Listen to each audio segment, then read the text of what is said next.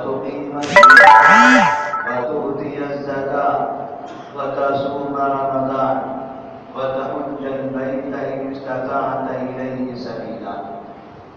قال صدقت. فعجبنا له يسأله ويصدقه. قال فأخبرني عن الإيمان. قال أن تؤمن بالله وملائكته وكتبه ورسله وتؤمن بالقدر خيره وشره.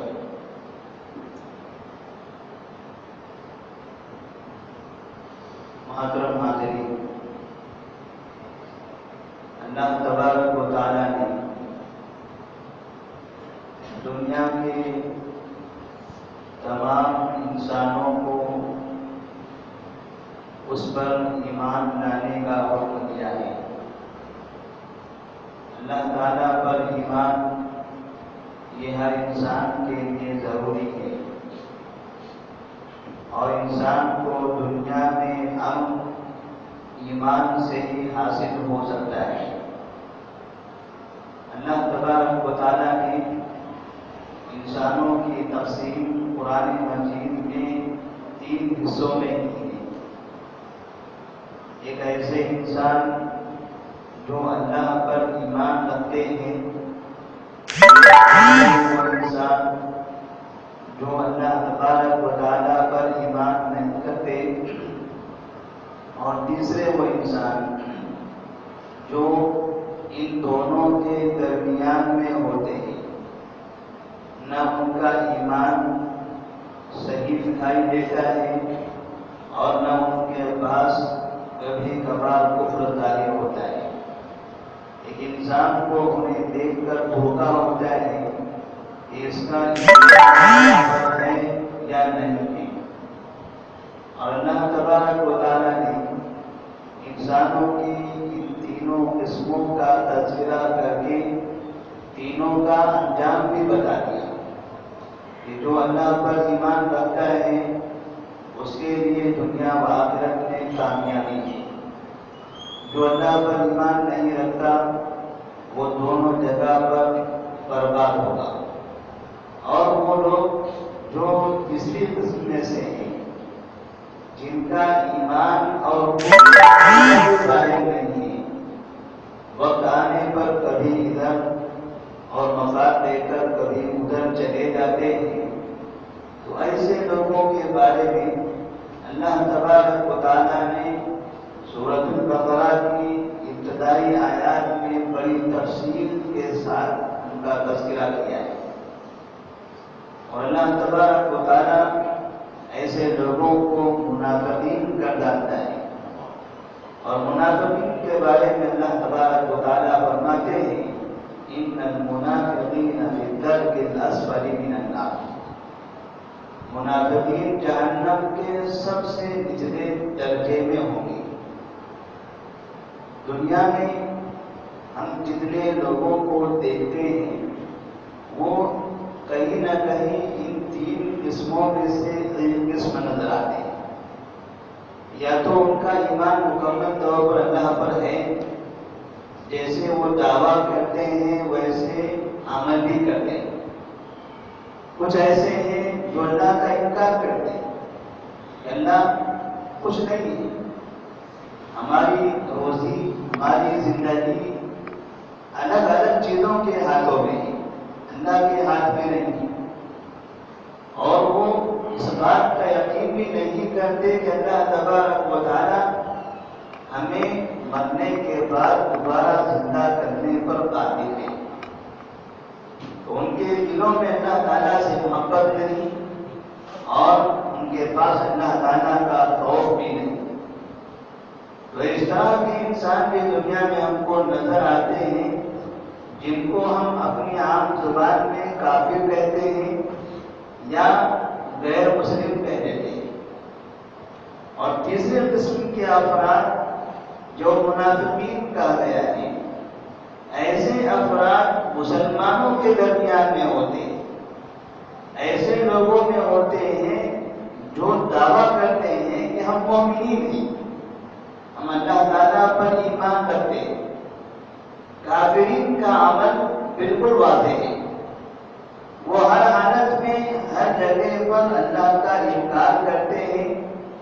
اس کی عبادت نہیں کرنا چاہتے، اور جن چیزوں پر بھی اللہ تعالیٰ کی قدرت ہے وہ اس کا انکار کرتے ہوئے دکھائی دیتے ہیں۔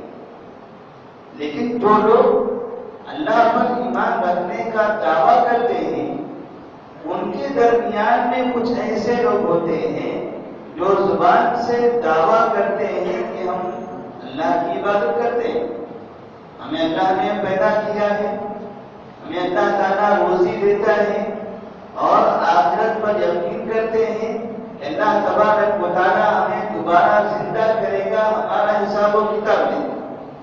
لیکن اس کے باوجود ان کے دل میں ایمان نہیں ہوتا۔ وہ مومنین کے درمیان میں جب آتے ہیں اور حالات اچھے نظر آتے ہیں تو کہتے ہیں ہم بھی آپ ہی کی طرح ہیں، ہم بھی آپ کے جیسے ہیں، ہم اور تم میں کوئی فرق نہیں ہے۔ لیکن جب وہ مومنین کے پاس سے ہٹ جاتے ہیں تو وہاں پھر کہتے ہیں یہ مسلمان، یہ اللہ پر ایمان رکھنے والے، ان سے ہمارا کوئی تعلق نہیں، ہم ان سے ملاقات کرتے ہیں، ان سے ربط رکھتے ہیں انہیں بیوقوف بنانے کے لیے۔ وَإِذَا خَلَوْا إِلَىٰ شَيَاطِينِهِمْ قَالُوا إِنَّا مَعَكُمْ إِنَّمَا نَحْنُ مُسْتَهْزِئُونَ۔ یہ افراد جب اپنے شیاطین کی طرف، اپنے شرپسندوں کی جانب جاتے ہیں تو کہتے ہیں ہم آپ ہی کے ساتھ ہیں، ان کے ساتھ جو ہم رہتے تھے، ان سے جو تعلقات ہم نے بنائے تھے، بس انہیں دھوکہ دینے کے لیے۔ اللہ تبارک و تعالیٰ فرماتے ہیں انہیں یہ معلوم ہونا چاہیے کہ یہ مومنین کو، اللہ کو دھوکہ نہیں دے سکتے۔ الا انہم هم السفہاء، یہی لوگ بیوقوف ہیں، یہ سمجھتے ہیں کہ ہم نے کسی اور کو بیوقوف بنایا ہے، حالانکہ وہ اپنے آپ کو بیوقوف بنا رہے ہیں۔ تو مسلمانوں کے حالات پر اگر آج ہم نظر دوڑاتے ہیں تو ہمیں ایسی چیز نظر آتی ہے کہ مسلمان جو اپنے اپنے علاقوں میں، اپنے اپنے محلوں میں، اپنے اپنے مکاتب میں ایمان کا دعویٰ کرتے ہیں، کہیں نہ کہیں ان کے پاس منافقت ضرور ہے۔ اور یہ منافقت کیسے ہم کو نظر آتی ہے اور کیوں اللہ تبارک و تعالیٰ نے منافقت سے منع کیا ہے؟ منافقت اگر ہم دیکھتے ہیں لوگوں کے درمیان میں، سب کا ایمان ہے کہ اللہ ایک ہے، سب کا ایمان ہے کہ اللہ تعالیٰ روزی دیتا ہے، اللہ نے ہمیں پیدا کیا ہے۔ وہ افراد جو اپنے آپ کو مومن کہتے ہیں، مسلمان کہتے ہیں، ان کا یہ عقیدہ ہے کہ اللہ ایک ہے، اللہ کے علاوہ کوئی معبود نہیں، اللہ روزی دیتا ہے، اللہ ہی کے پاس ہمیں دوبارہ زندہ کرنے کی طاقت ہے، اور اللہ تعالیٰ کے سامنے ہم کو حاضر ہونا ہے اور حساب و کتاب ہمارے اعمال کے موافق ہوگا۔ لیکن یہ زبانی دعوے کے ساتھ ساتھ جب ہم اکثر مسلمانوں کو دیکھتے ہیں تو عملاً وہ یہ ظاہر کرتے ہیں کہ اللہ ایک نہیں ہے، روزی دینے والا وہ تنہا نہیں ہے، مرنے کے بعد دوبارہ زندہ کرنا، زندوں کو مردہ کرنا، مردوں کو زندہ کرنا، یہ طاقتیں اللہ ہی کے پاس نہیں ہیں، یہ طاقتیں اور لوگوں کے پاس موجود ہیں، کسی ولی کے پاس ہے، کسی بزرگ کے پاس ہے، کسی عالم کے پاس ہے، اور کسی فقیر کے پاس ہے، کسی پہنچی ہوئی ہستیوں کے پاس ہے۔ یہ عقیدہ کافروں کا نہیں ہے، یہ عقیدہ مسلمانوں کا ہے۔ تو اس طرح سے اللہ تبارک و تعالیٰ نے کہا جب تم مجھ پر ایمان لاتے ہو تو مجھ سے دعا کرو، مجھ سے مانگو۔ اور قرآن مجید کی آیت ہم پڑھتے ہیں نمازوں میں ایاک نعبد و ایاک نستعین، ہم تیری ہی عبادت کرتے ہیں اور تجھ سے ہی مدد چاہتے ہیں۔ دو چیزوں کا ذکر کیا گیا ہے، عبادت اور مدد۔ ہم جب بھی عبادت کرتے ہیں اللہ سے مدد مانگتے ہیں، اور اللہ نے کہا ہماری شریعت میں یہ قاعدہ بنایا گیا ہے کہ جب بھی آپ عبادت کریں، عبادت کے بعد اللہ کے سامنے اپنی مرادیں رکھیں۔ آپ کو کیا چاہیے، کس چیز کی ضرورت ہے، عبادت کے بعد ان چیزوں کو سامنے رکھا جائے. عبادت کی وجہ سے اللہ تعالیٰ کے نزدیک آپ محبوب بن گئے, اللہ تعالیٰ آپ سے خوش ہو گیا. اب آپ جو مانگیں گے, جو چاہیں گے, اللہ تعالیٰ وہ آپ کو عطا کر دے گا. ہم عبادت بھی کرتے ہیں, یہ دعویٰ ہم کرتے ہیں کہ ہم عبادت اللہ کی کرتے ہیں, لیکن اس کے بعد ہم دیکھتے ہیں عبادتیں اللہ کو چھوڑ کر دوسروں کی کرنے والے ایک مسلمانوں کی بڑی تعداد نظر آتی ہے. اسی طرح سے مدد اللہ سے مانگنے کے بجائے کسی اور سے مانگنے والوں کی تعداد بے انتہا ہے. ہم کافر کو کافر اس لیے کہتے ہیں کہ وہ بت کی عبادت کرتے ہیں, اللہ کو چھوڑ کر پتھر کے سامنے سجدہ کرتے ہیں, اس سے فریاد کرتے ہیں, اس کے سامنے ہاتھ پھیلاتے ہیں. اس وجہ سے ان کے اوپر ہم کافر کا لیبل لگاتے ہیں. مسلمان اپنی جگہ پر اپنے آپ کو مسلمان کہتے ہوئے ایسے کسی پتھر کے سامنے کھڑے ہوتا ہے, اس کے سامنے سجدہ کرتا ہے, اس کے سامنے ہاتھ پھیلاتا ہے, اس کے سامنے اپنی مرادیں رکھتا ہے, اس سے بیماری کی شفا کا مطالبہ کرتا ہے, اس کا طواف کرتا ہے, اور وہ یہ سمجھتا ہے کہ ایسی پریشانی کے عالم میں میرا اگر کوئی سہارا ہے تو یہ اس قبر کے اندر جو شخص لیٹا ہوا ہے, اس کو دفن کر دیا گیا ہے, جس کی آنکھیں دیکھ نہیں سکتی, جس کے کانوں کو سنائی نہیں دیتا, جس کی دل کی دھڑکنیں بند ہو چکی ہیں, جس کا خون دوڑنا بند کر چکا ہے, جس کے جسم کی اعضاء حرکت نہیں کر سکتے, ان کے پاس سوچنے کی سمجھنے کی صلاحیت ختم ہو چکی ہے, یہ باہر نکلنا چاہے نہیں نکل سکتے, کسی کو پکارنا چاہے نہیں پکار سکتے, ایسی عاجزی ہے. یہاں تک کہ ان کے بدن پر جو کپڑے ہیں جو پہنائے جا چکے ہیں کئی سال پہلے, آج جمعہ کا دن ہے, اگر ان سے کہا جائے کہ اچھے کپڑے پہنو غسل کر دو, وہ نہ غسل کر سکتے ہیں نہ اپنے کپڑوں کو بدل سکتے ہیں. ایسے انسان کے سامنے ایک وہ انسان جو یہ کہتا ہے کہ میں مسلمان ہوں, میں اللہ کی عبادت کرتا ہوں, میں اللہ سے مدد مانگتا ہوں, اللہ تبارک و تعالیٰ نے ایمان کی طاقت, اللہ نے ایمان کی نعمت اسے عطا کی, اور اس کے سامنے جا کر کہتا ہے مجھے شفا دے, میری بیماری کو ختم کر دے, مجھے تجارت میں کامیاب کر دے, میری فنا بگڑی کو بنا دے, میرا فنا کام سنوار دے, دو رشتوں کے درمیان محبت پیدا کر دے, فنا سے مجھے دور کر دے. اس ساری چیزیں انسان کو جن جن چیزوں کی بھی ضرورت ہے, جو ایک کافر ایک پتھر کے سامنے جا کر کھڑے ہو کر وہ مرادیں رکھتا ہے, وہ اپنی فریاد کرتا ہے, وہ ساری چیزیں مسلمانوں میں سے ایک بڑی ایسی تعداد ہے جو یہ کام کرتی ہیں, اور قبروں پر جا کر, مزاروں پر جا کر, درگاہوں پر جا کر, ایسی جگہ جا کر جہاں پر کسی انسان کا وجود بھی نہیں ہے, اس جگہ پر جا کر اپنی فریاد رکھتا ہے, اور وہ یہ سمجھتا ہے کہ اللہ کو جس چیز کا اختیار ہے, شفا دینا اللہ کے اللہ کا اختیار ہے, وہ اختیار اس کے پاس بھی ہے, روزی دینا اللہ کے اختیار میں ہے, صرف وہی نہیں ہے, یہ اختیار اس کے پاس بھی ہے, بگڑی کو بنانا اللہ کا اختیار ہے, وہ اختیار اسی کے پاس نہیں بلکہ اس کے پاس بھی ہے.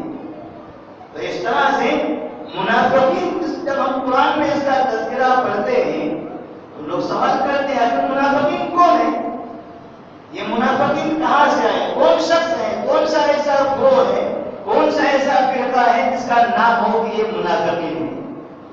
کوئی نام نہیں, کسی شخص نے اپنے آپ کو منافق نہیں کہا, کوئی اپنے آپ کو منافقین کے زمرے میں شامل نہیں کرتا. منافقین ان کے اعمال سے ہم کو نظر آتے ہیں, یہ منافقین ہیں. نبی کریم صلی اللہ علیہ وسلم کے سامنے صحابہ کی بڑی تعداد موجود تھی, انہی کے درمیان میں کچھ ایسے افراد تھے جو صحابہ کے اعمال کو دیکھ کر عمل کرتے تھے.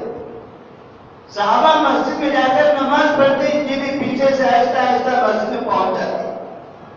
وہ نمازیں پڑھتے، یہ بھی نماز پڑھتے. وہ روزہ رکھتے، یہ بھی روزہ رکھتے. وہ زکات دیتے، یہ بھی چاہتے نہ چاہتے ہوئے زکات ادا کر دیتے.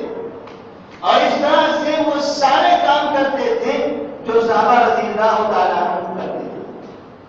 اللہ تبارک و تعالیٰ نے ایسے لوگوں کی جانب اشارہ کرتے ہوئے نبی کو متنبہ کر دیا کہ آپ کے اطراف میں چند ایسے افراد موجود ہیں جو دل سے ایمان نہیں رکھتے ہیں، عملاً صرف ظاہر ایسا کرتے ہیں کہ ہم مسلمان ہیں، لیکن دل کے اعتبار سے وہ اللہ کے دشمن ہیں، وہ مسلمانوں کے دشمن ہیں. وہ کبھی بھی اسلام کی خیر خواہی نہیں چاہتے. ان کے اس عمل کی بنا پر اللہ تعالیٰ نے ان کو واضح کر دیا کہ یہ منافقین ہیں.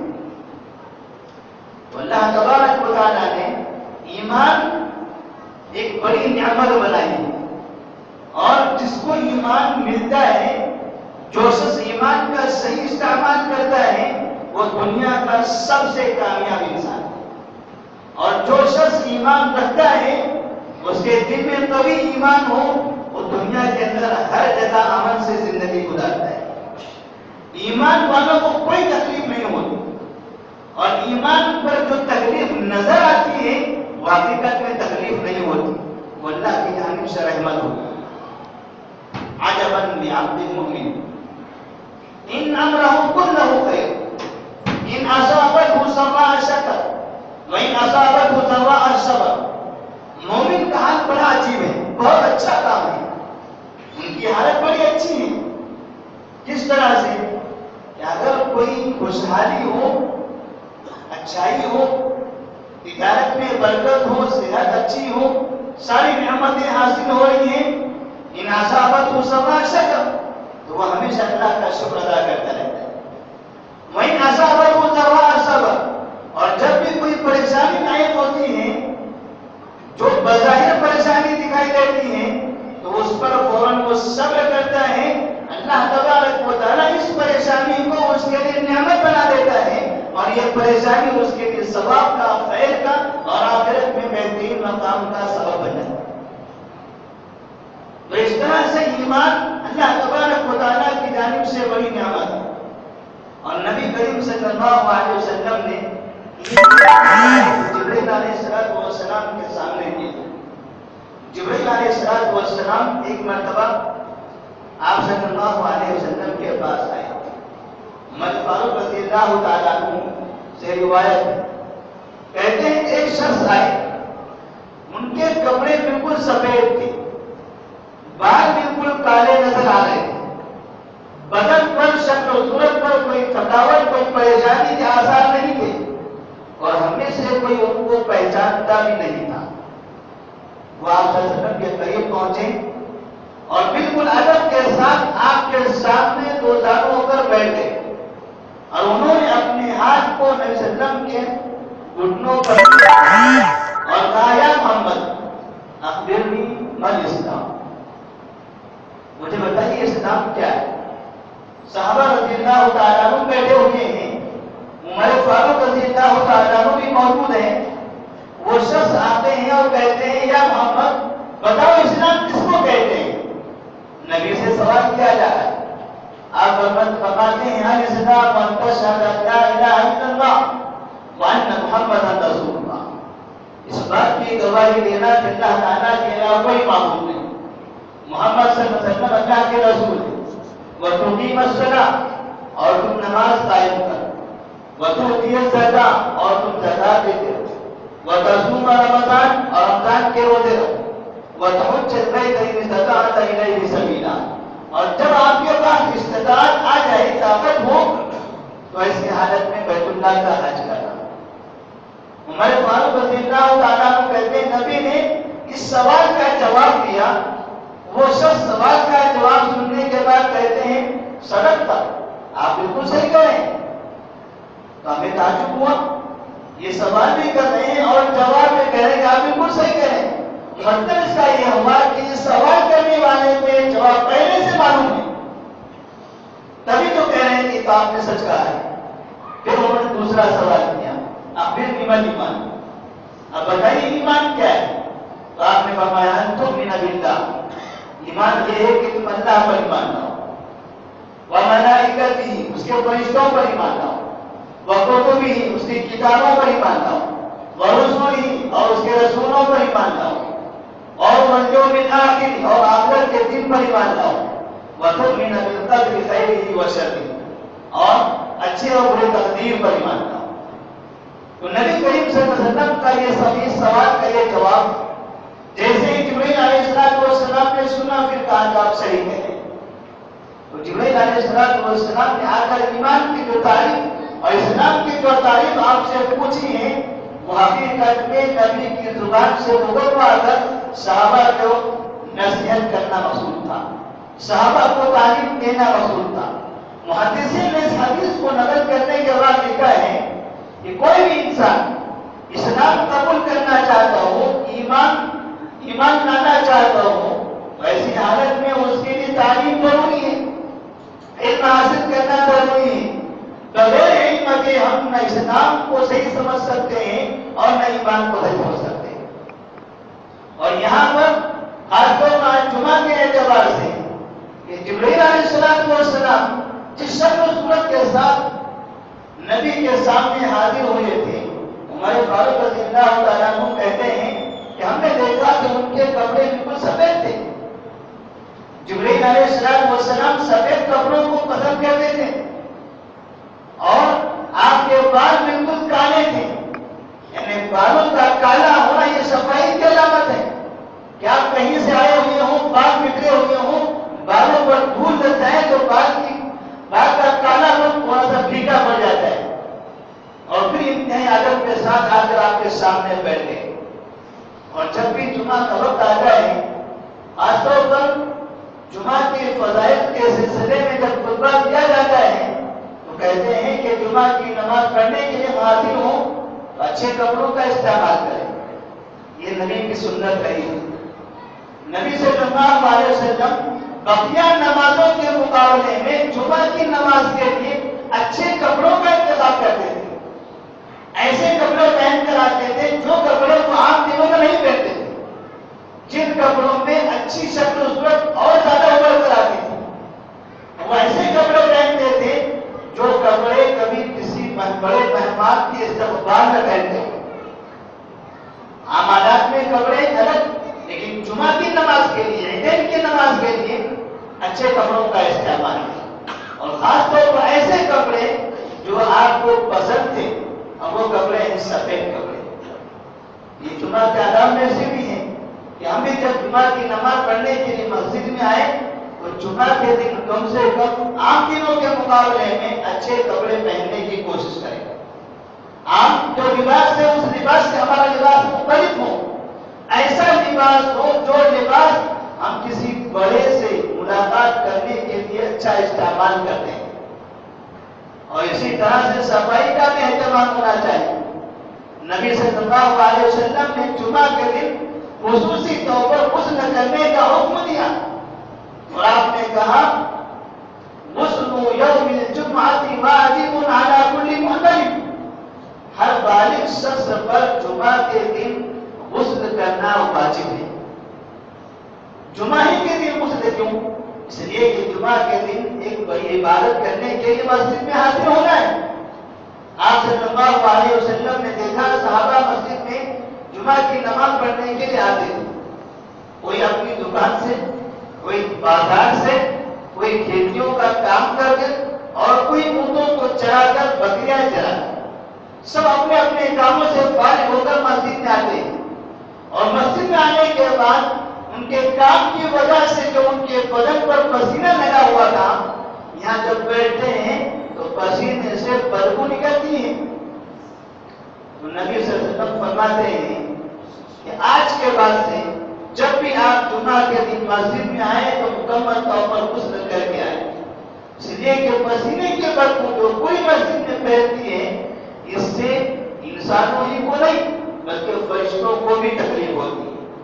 الملائکۃ تتعدی مما یتعدی منہ ابن آدم, فرشتوں کو بھی ان چیزوں سے تکلیف ہوتی ہے جن چیزوں سے ابن آدم کو تکلیف ہوتی ہے. وہ اس طرح علم حاصل کرنے کے لیے آداب ہے. ہم جمعہ کی نماز کے لیے جو مسجد میں حاضر ہوتے ہیں خطبے کا اہتمام کیا جاتا ہے. یہ خطبہ کیا ہے؟ خطبہ حقیقت میں علم حاصل کرنے کا ایک ذریعہ ہے. خطبہ صرف ایک ایسے کام کا نام نہیں ہے کہ ایک شخص ممبر پر کھڑا ہو جو سمجھ میں آئے کہہ دے اور سامنے چند افراد بیٹھے سر نیچا کرے سر ہلائیں یا پھر کسی اور چیز میں مشغول ہو جائے اور آدھا گھنٹہ مکمل ختم ہو ہم نماز کے لیے تیار ہو جائے. نبی کریم صلی اللہ علیہ وسلم خطبے کا بے انتہا اہتمام کرتے تھے اور صحابہ بھی جب سنانے والے اہتمام کرتے تو صحابہ جو سننے والے ہوتے تھے وہ بھی انتہائی اہتمام کے ساتھ وقت سے پہلے مسجد میں حاضر ہوتے تاکہ جمعہ کا خطبہ مکمل سن لیا جائے. اور ہمیں معلوم ہے کہ فرشتے جو جمعہ کے دن دروازے پر کھڑے ہو کر مسجد میں آنے والوں کے نام لکھتے ہیں وہ نام لکھنا اس وقت بند نہیں کرتے جب اقامت ہوتی ہے. نام لکھنا اس وقت بند کرتے ہیں جب خطبہ دینے والا شخص منبر پر حاضر ہوتا ہے. اسی لیے کہ فرشتوں کے پاس بھی خطبے کی اہمیت ہے. وہ بھی چاہتے ہیں کہ وہ خطبہ چلتا رہے اور ہم آنے والوں کے نام لکھتے رہے. یہ مشغولیت بھی ہمارے لیے اچھی نہیں. فرشتے بھی مسجد میں آنے والوں کا نام لکھنا بند کرتے ہیں اور خطبہ سننے کے لیے مسجد میں آ کر بیٹھ جاتے ہیں. تو پھر جو مسلمان مصلی ہیں نماز پڑھنے کے لیے خاص طور پر آتے ہیں جب فرشتوں کا یہ عمل ہوتا ہے تو جن لوگوں کے لیے نصیحتیں ہوتی ہیں جو سیکھنا چاہتے ہیں ان کے لیے تو اور زیادہ ضروری ہے کہ کم سے کم جمعہ کے دن وقت پر حاضر ہوں اور اچھی طرح سے انتہائی دل جمی کے ساتھ خطبے کو سنیں. خطبے میں بہت سے ایسی باتیں بتائی جاتی ہیں جو ہم سن چکے ہیں. 50 سال 60 سال کی عمر سے ہمارے سامنے خطبے دیے جاتے ہیں, درس ہوتے ہیں, محاضرے ہوتے ہیں, تقریریں ہوتی ہیں, کتابوں کا مطالعہ کرتے ہیں, بہت سی چیزوں کا علم ہے. لیکن اس کے باوجود قرآن کہتا ہے مذکر انک عن الذکریٰ, بار بار نصیحت کرتے ہو.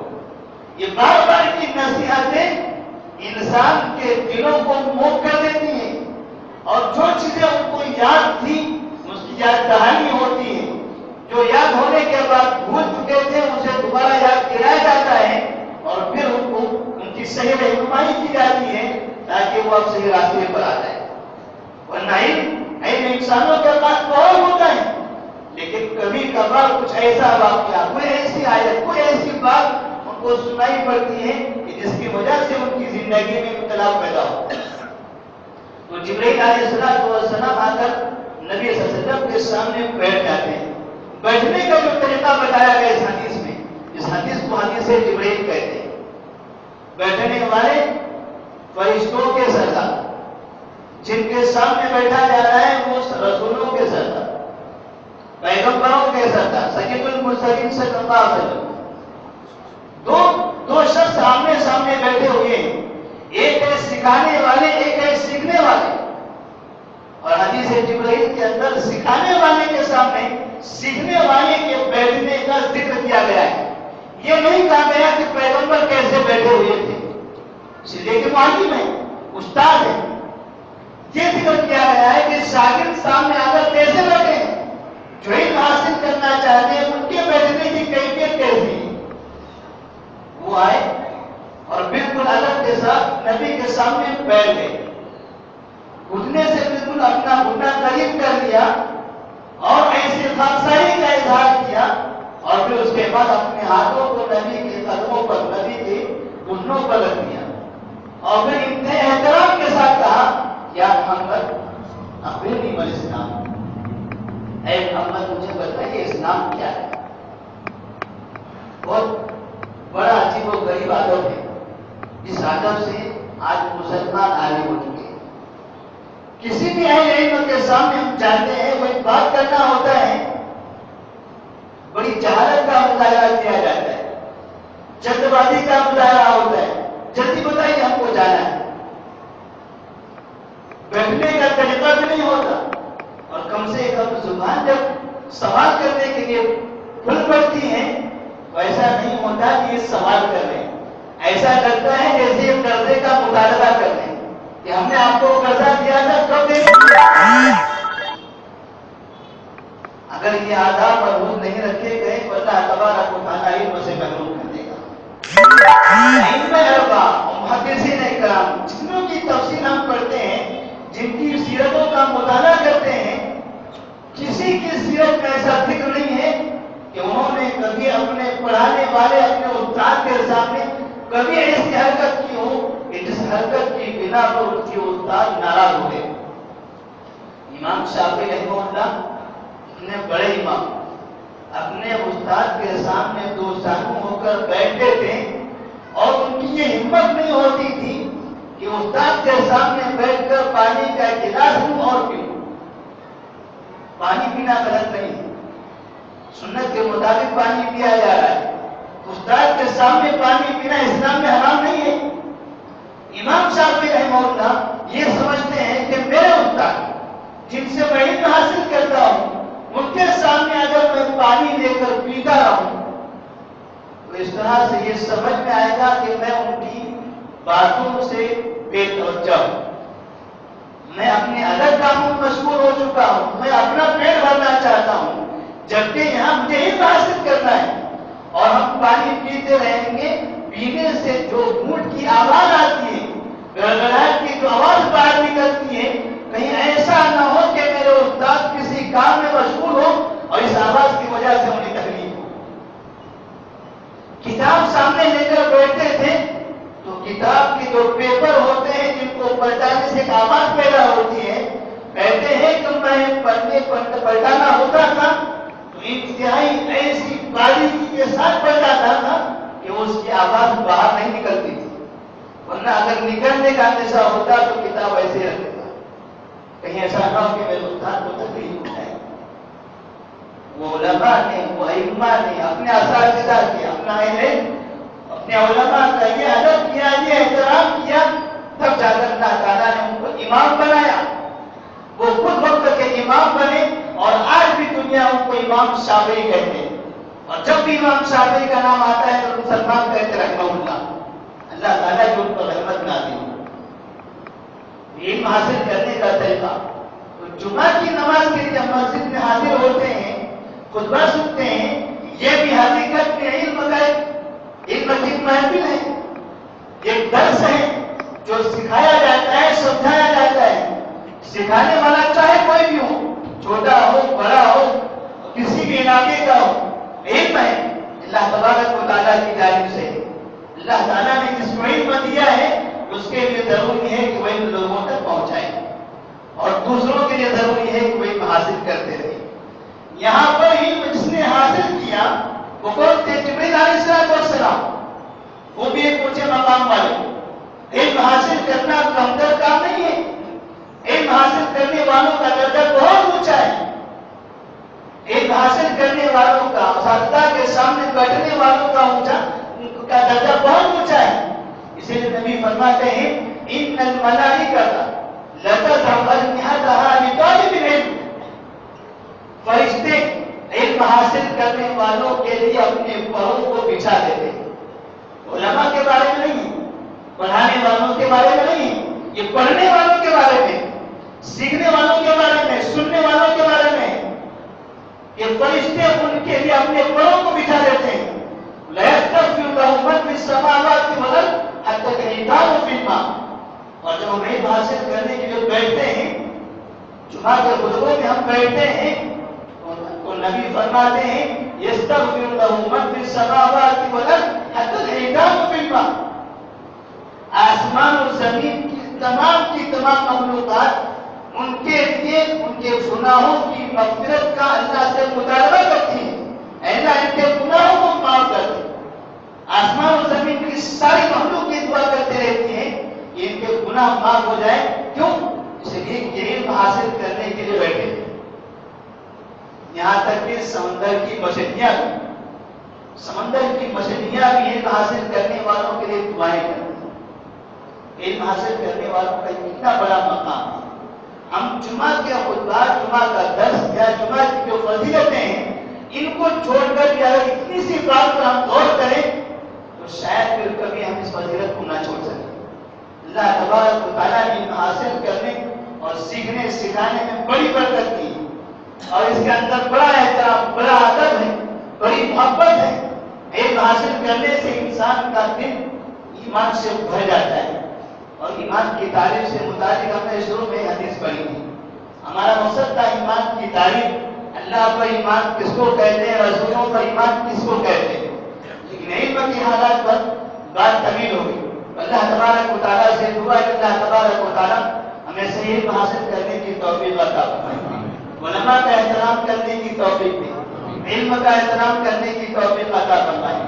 زندگی میں جس جگہ پر جہاں بھی ضرورت ہے، اللہ تبارک و تعالیٰ ہمیں ہر اعتبار سے علم سے روشناس کرائے تاکہ ہم صحیح راستے پر چل سکیں، برائیوں سے اجتناب کر سکیں، گمراہیوں سے نجات پا سکیں۔ اللہ تبارک و تعالیٰ ہمارے دلوں کے اندر ایمان داخل کر دے، ہمیں آخری وقت تک ایمان پر باقی رکھے، اور جب ہمارا اختتام ہو تو ہماری زبان پر کلمہ توحید جاری ہو جائے۔ وآخر دعوانا الحمدللہ رب العالمین۔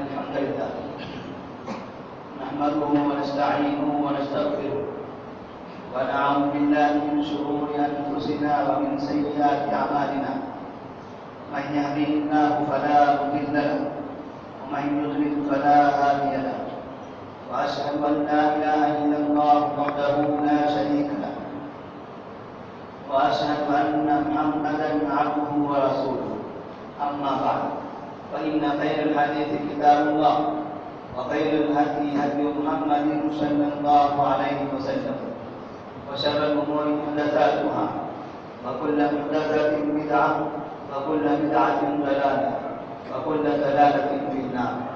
أعوذ بالله من الشيطان الرجيم۔ إن الله وملائكته يصلون على النبي يا أيها الذين آمنوا صلوا عليه وسلموا تسليما۔ اللهم صل على محمد وعلى آل محمد كما صليت على إبراهيم وعلى آل إبراهيم إنك حميد مجيد۔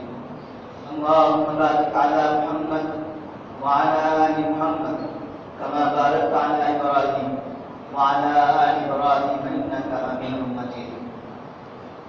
ربنا آتنا في الدنيا حسنة وفي الآخرة حسنة وقنا عذاب النار۔